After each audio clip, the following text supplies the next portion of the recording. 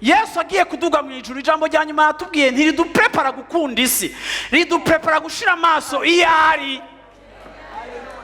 kugira ngo twese tumenye finalité. Imana ifise dimension éternelle. Imana ntiyumvira ngaha mu isi, Imana ntiyumvira amatongo. Ego yo biduha ariko ni bito ugereranije n'ivyo yateguye hajyanye. Ariko imyaka yacu yo kuba ngaha nugushitsa umuhamagaro yashize ku buzima bwawe, ico wavukiye, ico yagusigiye, niyo ntumbero yawe yo kuba ngaha mu isi. Abimpa fine, atabimpaye fine, kuko wewe si umukene w'ibintu. Nimba atashimye kubimpa ukabona atavyo nari nkeneye, ariko niyashima ko ndabironka